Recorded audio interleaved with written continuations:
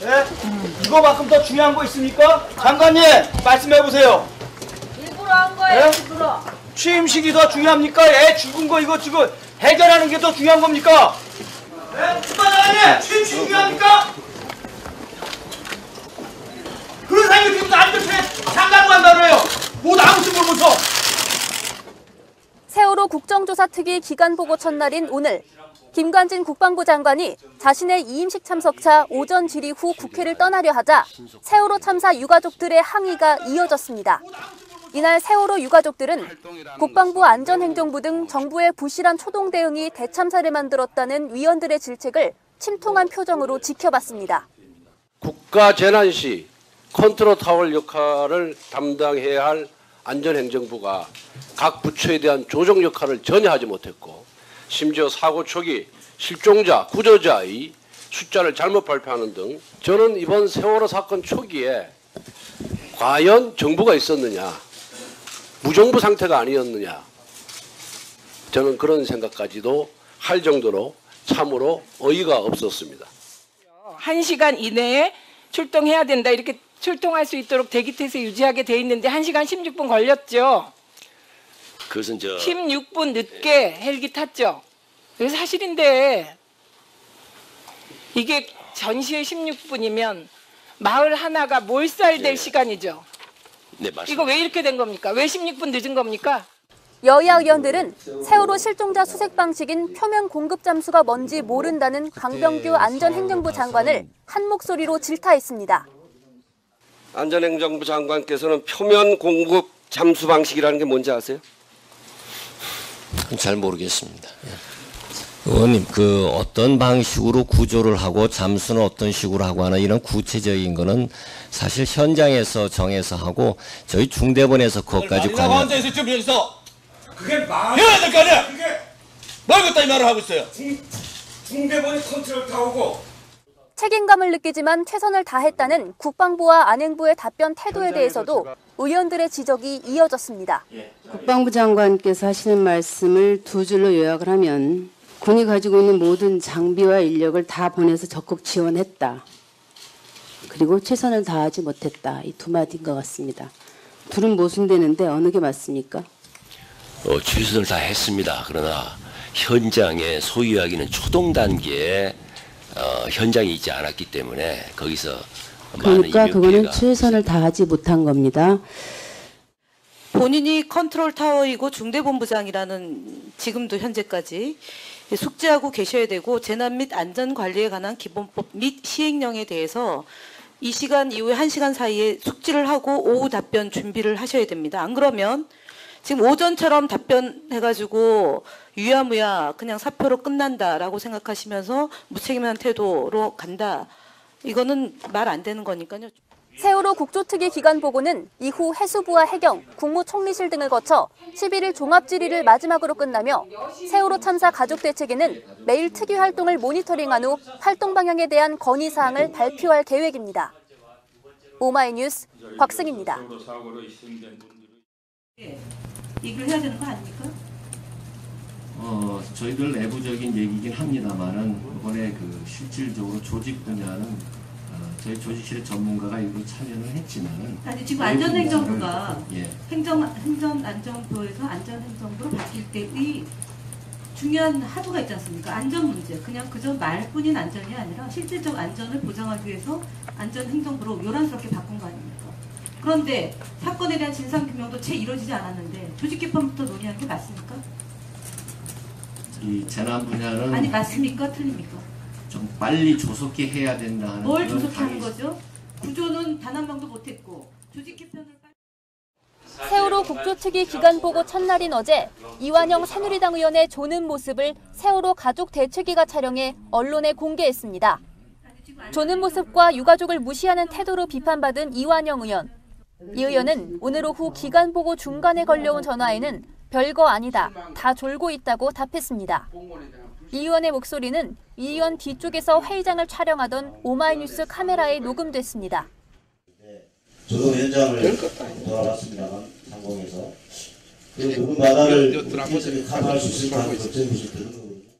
당시는 부좌현 새정치민주연합 의원이 해양수산부와 유관기관을 상대로 질의하던 중이었습니다.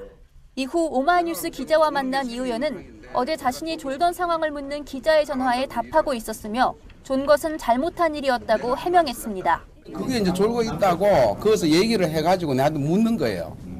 듣고 기자가 어제 졸고 있다고 묻는 건데 내가 일을 많이 하다 보니 나도 모르게. 시까지 또 있었잖아요. 근데 어제는 첫날이었고. 글쎄 제가 잘못했어요 그거는. 그러나 내가 자고 싶어서 하는 거 아니잖아요. 방청석과 야당 의원석 맞은편에 자리한 이 의원은 회의 중 자신 말고도 조는 사람을 봤다며 생리 현상을 비판하는 건 과하지 않냐고 말했습니다. 이것도 조는 사람이 있었어요. 그러니까 가족들도 유가족들도 저도 우리 이쪽도 졸고 있는 사람이 있습니다. 이 얘기를 한 거예요. 유가족도 좋아요. 얼마나 피곤한데 유가족도. 했는데 회의할 때는 좀 경청도 하고. 아 물론이죠. 당연히 그러는데 지금도 막 눈을 누르고 이럽니다. 졸 수도 있죠. 나는 그 생리현상 가지고 너무 극하는 거는 저는 그렇지 않아요. 전날 질의 도중 끼어든 유족들을 향해 고함을 질렀던 이 의원은 회의 진행을 위한 질서 엄수를 부탁하며 자신을 질의 내용으로만 평가해달라고 부탁했습니다. 회의를 질서를 안 지키고 회의가 방해되면 할 일을 못 하잖아요. 그죠? 유가족들이 그런 걸 잘 지켜주면 우리가 얼마든지 지금 하시는 거 보면 여야가 따로 없잖아요. 그냥 겉으로 나타나는 것만 보고 얘기하시지 말고 야 질의를 하는 거 보고 좀 내용을 가지고 이 모니터단 있다니까 그런 쪽으로 좀 평가를 해주셨으면 고맙겠어요. 앞서 630 국정조사 모니터링 보고서를 발표한 세월호 가족 대책위는 이 의원의 태도를 비판하며 유족들의 고통 앞에 성실하게 참여하라고 지적한 바 있습니다. 오마이뉴스 곽승입니다.